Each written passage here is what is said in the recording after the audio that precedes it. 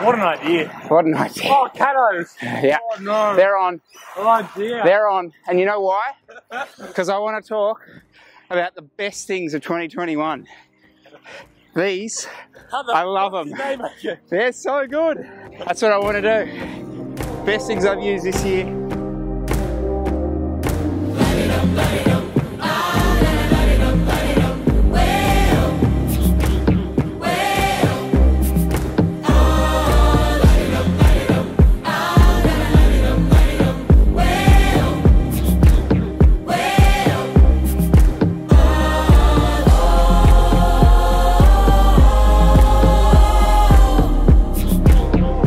Now I'm stealing one of yours here, these Pro Team shoes, but I want to tell you why. Obviously these are like this new school kind of fly knit stuff, right? Which we've all seen, which are soft, comfy, but the issue with them's always been the longevity and the stiffness. But the thing with these, right, but the upper holds its stiffness. It has the molding kind of advantage of that softness that like your bonts and stuff don't have, but the upper stays stiff enough, even through water and wet and the rest of it. Proof's in the pudding. How many years on this vlog have I run like 48 different shoes in 1 year? This year, I've just run one shoe. Like Cooper asked me, oh, what are they like compared to the bonds? I'm like, well, he's like, because I want a race shoe. I'm like, well, they're just as stiff as the bonds, but they're just, yeah. The upper also has the suppleness. Yeah. Next on my list, this Polar heart rate monitor. I've spoken about it a bit in the past. Yes, it has the stitch up that you have to take the fob off. But guys, I have run through, I reckon, a dozen Wahoo ones, Garmin ones, AliExpress ones. This has worked for almost 10 months now, and I could never say that about a heart rate monitor. I actually connect it to the bike computer via BLE now. I don't use Ant Plus, and I find that super stable. Okay, the big one. Well, it's not the big one, but I'm sorry, I gotta say this. Rim brakes. Another year goes by, and I haven't died riding rim brakes on my road bike. Here's the thing, and this is why I'm going to put it as a positive for this year, because I think they've got better.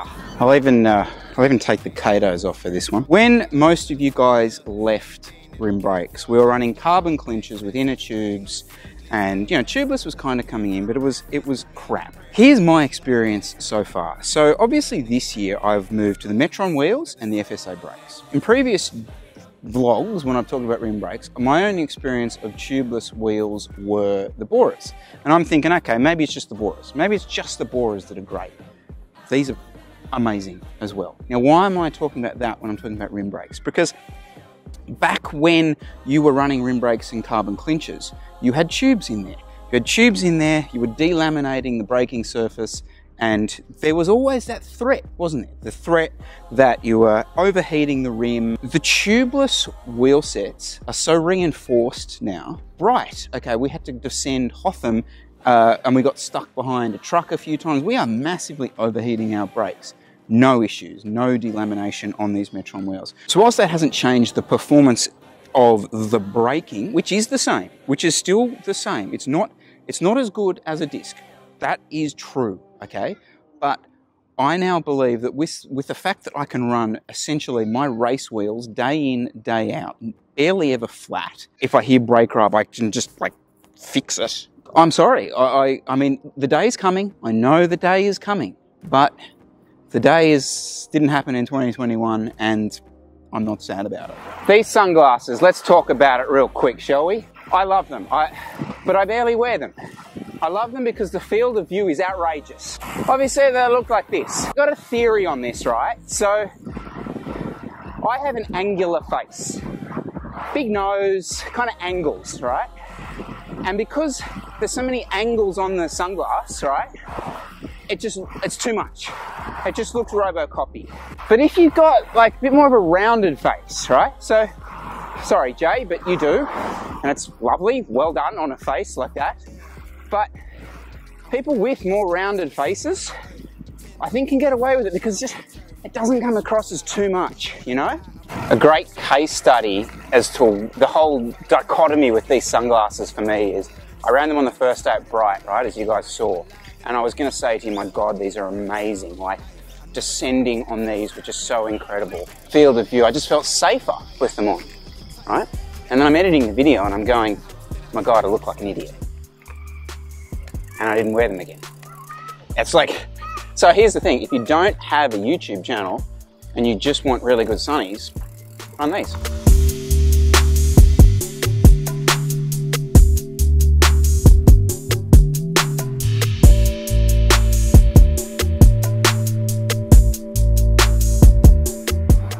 Coloured shoes. Okay, so I've been thinking a bit about this because a few people commented on that when I did the black shoes vlog, and they said, like, can you wear coloured shoes?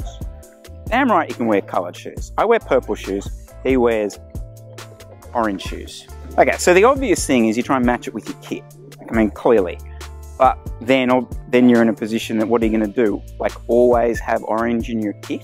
Next option then, and I think this is the absolute marquee, is to try and pick up a colour that's in your bike. Now, again, we're lucky. I love the way my purple shoes pick up the purple that runs through the bottom of bikes, right? You can see it pick it up. It works as well, I think, with your shoes. Your shoes pick up the gold just enough. It's kind of orangey gold that it picks it up enough. Now, there is an option C here. It's one we have discussed in the past. It's the completely clashing colour. A really good example is, so I think, was it Delco Marseille ran the DMT Orange Shoes. Now, they had no orange in their kit, they had no orange on their bike, they had no orange accessories, and orange literally clashed with every other colour on that kit. But it worked because it was so wrong. Any other thoughts on it? Why I'm asking you for fashion ideas? No. Oh, one look that I don't particularly like, well, I'm just ranting now, trying to fully colour block. So if you've got, let's say, blue shoes, for example, trying to fully colour block it with the blue socks. So Pepsi there's running a strong blue shoe. If you try and like match that with like a full blue sock, nah, what he's doing, perfect. Fashionista right there, all right? Absolute fashionista. If you're ever in Sydney, just, you know, never see him out of style. Never seen our style. It's just going, what has cycling become? These guys talking to cameras about sock colours. God's sake. Wouldn't it happen back in North County, Dublin? Where are you from? No, definitely. Where were you? Yeah, North County. Yeah, where? Maynooth? No, not that far up. Swords. Oh, we're getting there. We're getting there. Okay, another positive, guys. For me, the gym. I haven't gone and thrown 200 watts on my sprint, okay? Which was never really the point of doing it, but that's not been the benefit for me. The benefit's been twofold. The first is I feel less like a weakling cyclist, just in my day-to-day life. And I think that's really important. I mean, for me, yes, I'm getting older, and being a human who can activate in society and not be a complete weakling. Hey, that's cool. What about on the bike? Have I felt any different? Well, so my position is quite aggressive. And I do want to give a shout to Tom Petty. My bike fit is fantastic. I'm really happy with it. For me, where I think the gym's actually really helped is my position is quite aggressive. I certainly have found that strengthening, you know, my glutes, my hips, my core, all that through my gym work, given me the ability to adopt that aggressive position on the bike. So days that maybe would have been trainer days are gym days for me now. That's how it works, and I like it. We may not see this guy until the new year. You got any thoughts, JC? Oh shit, put me on the spot. No, I got nothing. He's got nothing. It's been an awesome year with Jesse. Obviously, his channel is going gangbusters. You don't need me to tell you to get over there. Go listen to a man who knows what he's talking about and doesn't wear stupid sunglasses. All right, see you, mate. Oh, actually, 2022, you know what I want to see from you? I want to see you get rid of that piece of absolute gunk phone and get one of these. And yes, Apple haters are going to hate, but whatever. This thing for me has been one of the gadgets of the year, if not the gadget of the year. Okay, let's just put aside real briefly how good the video is, which for me, you can't put that aside, obviously. It's like the main. There are 3 other reasons that I absolutely love this phone. The first is the screen. The 120 Hertz display is fantastic. It means you can see it on the bike. You can see it in the middle of the day. It's fantastic, the screen works. Now, where good screen can sometimes have a trade-off is bad battery. This is the Pro Max. This is almost a 2-day battery, easily. It's a 2-day battery, and I work my phone, okay? I work my phone. The third reason is, okay, don't go home and test this, but its smash-proof, its drop-proofingness is bloody good, like really good. We have a tile floor here. This phone has fallen on the floor at least half a dozen times so far, and you would not know. All I have on it is a skin, like not a hard case, just a little skin. The last little quick thing, this is not particularly for this phone, but the focus modes. Focus modes on the new iOS, if you are a cyclist, get around it, because what you can do is you can set it for, like, if you're on the trainer and that kind of stuff, that certain phone calls come through. I have it set right now to filming. Okay, so I will get no notification apart from a call from Elizabeth. Legitimately, one of the only reasons I don't run this all the time, the phone that is the audio. The audio out of the phone itself, just walk and talk, I can't really pull it off. That's it. Oh, this, yeah, my Rapha roll bag. Love this. I don't know, it's really good. Right, let's fully scattergun. I'm just gonna go for it. Things that have been my favorite things from the year, okay? First favorite thing from the year has actually been stolen by my wife. My favorite cat was my Mercury cat. Hers now? Oh, least favorite thing, these stupid cats. Favorite sneaker release of 2021. Nike Air Patters. Absolutely love this. I'm a massive Nike Air fan.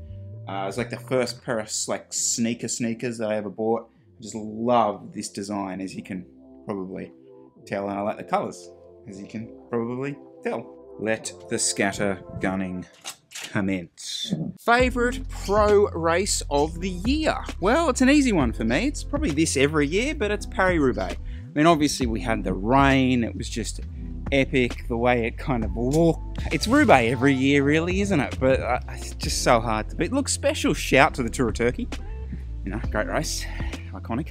Sporting performance of the year. Well, it was an Olympic year, wasn't it? For me, it was actually Jess Fox, the Australian canoeist, winning that medal. The way she did that, she came back from pretty poor performance in her previous event, which was the pet event that she wanted to win. Obviously, I'm quite biased, being Australian. I just thought that was, yeah, it was really cool. And, you know, for me, the Olympics is more about those Olympic sports and not even the marquee ones like the swimming and the athletics. So yeah, for me it was Jess Fox. Fashion wise, guys, I firmly believe that sustainability stuff's going to keep pushing its way through. You're going to see a better variety of sustainable lycra, sustainable materials all make their way in the gravel scene, the road scene, that kind of thing. And you'll see that play out even in the colors. I think I got no issue with like muted colors. I think we're going to see more earthy tones, browns, mustards, like deep purples, that kind of stuff. I love that. Like, I think pastels are all fine, and you know, people think it's fun and all that kind of stuff, and yeah, pops of color are really cool. But here's the thing with a lot of those colors, like, they don't last because you have to dye the living shit out of stuff, right, to actually get those colors. That it's not a really good process, whereas muted colors much easier to put on lycra. So there is a sustainability kind of aspect to those muted colors. It's not just pure marketing about these are the colors we're going to use. Okay, so what about Neuro rider to watch in 2022? I mean, the obvious ones, we've got Sammy and Cooper. I'm going to throw one at you. Two at you. Sorry, other guys. I think Dylan McKenna. Yep. Get him to the right race, the right time. Dylan's going to have a few changes in his life, sort of beginning next year as well, which I'm pretty excited about. So D McKenna, watch out. And just another little shout to our man in Newcastle. Just watch out. Pro rider to watch, Vincenzo Nibali. I could rabbit on for hours with this stuff, but I won't. I do want to do one about like big letdowns of 2021. That's going to be a 3-hour vlog, obviously. And yes, maybe this is cliche, but a massive positive is this community. It just keeps growing, keeps getting more engaged. Again, I want to try and really introduce you guys as much as possible to the team in 2022, but I'll get into that as we go along. So thank you so much, everyone, for watching, enjoying this journey with us so far. I'm not allowed to say enjoy the journey all next year, okay? That's the rule. Alrighty, we will see you super soon, guys. Make sure to hit the thumbs up. Talk to you soon.